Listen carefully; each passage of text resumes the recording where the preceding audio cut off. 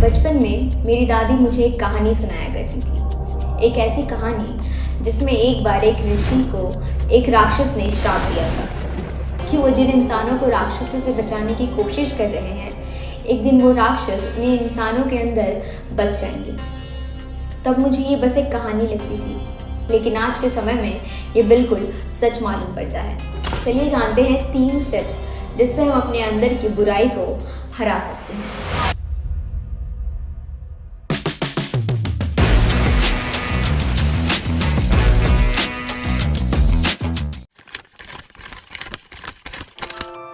Welcome back to the channel. अगर आप इस चैनल पे नए हो तो मैं हूँ जया जायसवाल और आज हम बात करेंगे 3 steps to defeat your inner Ravan. आज हम जानेंगे अपने अंदर बैठे बुरी शक्तियों को, अपने अंदर बैठे रावण को कैसे हराए। रावण सिर्फ एक माइथोलॉजिकल कैरेक्टर ही नहीं, बल्कि हमारे अंदर छुपी बैठी उन बुरी आदतों का प्रतीक है। जैसे पुराने युग में राम जी ने रावण को हराया था, वैसे ही हमें अपने अंदर के रावण को हराना है, यानी कि अहंकार, काम, क्रोध, लोभ और मोह से लड़ना पड़ता है। हम सबके अंदर एक रावण होता है जो हमें कभी भी शांत और सुकून से रहने नहीं देता। अगर आप अपने आसपास ध्यान देंगे तो इस दुनिया में हो रही क्राइम इसी बात का सबूत है कि कैसे हम इंसान अपने अंदर के इंसानियत को दबा के अपने अंदर के रावण को, यानी अपने अंदर की बुराई को कैसे अपने ऊपर हावी होने दे रहे हैं। हम दशहरा पे रावण के पुतले को तो ज़रूर जलाते हैं, लेकिन अपने अंदर बैठे रावण को, यानी कि अपने अंदर बैठी बुराई को देखते तक नहीं। तो अब अपने अंदर बैठे उस रावण को हराने का वक्त आ गया है। स्टेप नंबर 1, अहंकार को छोड़िए। रावण को अपने ज्ञान और शक्ति पर इतना गर्व था कि उन्होंने सोच लिया था कि उन्हें इस दुनिया में कोई नहीं हरा सकता।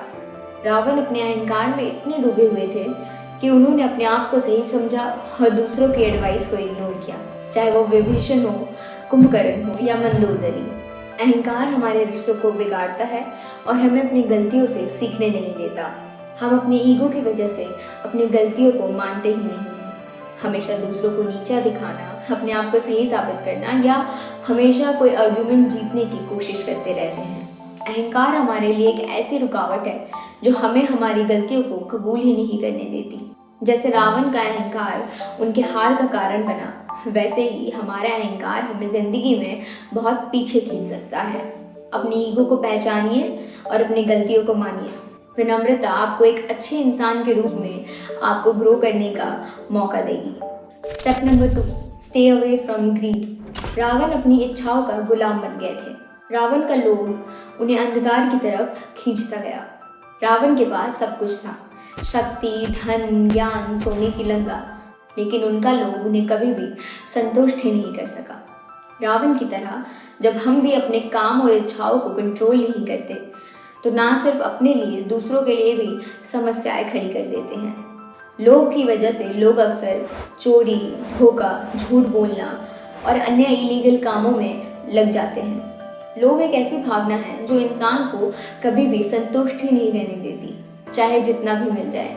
लोभ इंसान को अपने वैल्यूज और एथिक्स से दूर करता है, और जब इंसान अपने लालच के पीछे अंधा हो जाता है तो फिर वो गलत फैसले लेने लगता है। आपको जो चाहिए उसके लिए मेहनत करिए, लेकिन लालची मत बनिए। अपनी इच्छाओं पर अपना नियंत्रण रखना आपको असली सुख और संतुष्टि देगा। स्टेप नंबर 3, क्रोध पे काबू पाइए। रावण का गुस्सा उनके हार का कारण था। मैंने बचपन में अपने एक हिंदी किताब में पढ़ा था कि क्रोध एक ऐसी अग्नि है जो सिर्फ आपको ही नहीं, आपके साथ दूसरों को भी जला देती है। गुस्सा एक ऐसी शक्ति है जो हमें अपना आपा खोकर ऐसे काम करने पर मजबूर कर देती है जो शायद हम शांत दिमाग से कभी ना करें। जब हम गुस्से में होते हैं तो हम अपने सारे समझदारी और सोचने की क्षमता को खो देते हैं।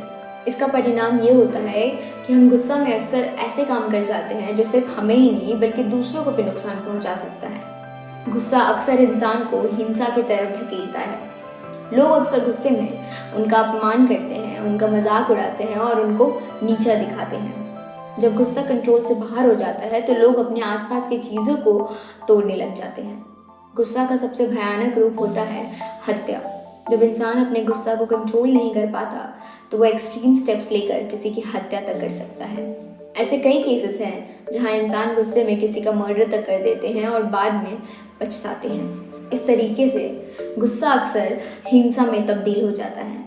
गुस्सा अक्सर छोटी सी भावना से शुरू होता है, लेकिन अगर इसे कंट्रोल नहीं किया गया तो ये अक्सर तबाही और अपराध का रूप ले लेता है। रावण का गुस्सा भी उसके विनाश का कारण बना, और वैसे ही अगर हम अपने जीवन में अपने क्रोध को नियंत्रण ना करें, कंट्रोल ना करें, तो हमारा गुस्सा भी हमारे विनाश का कारण बन सकता है।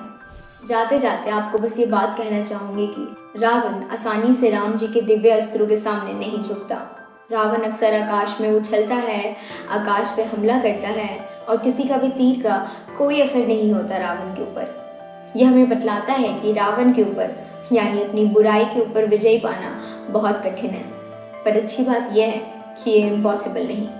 रावण हमेशा एक विलन नहीं था, बल्कि एक वार्निंग था कि अगर हम अपने अहंकार, काम, क्रोध, लोभ और मोह को नियंत्रण करना नहीं सीखेंगे तो ये हमारे विनाश का कारण बन सकता है।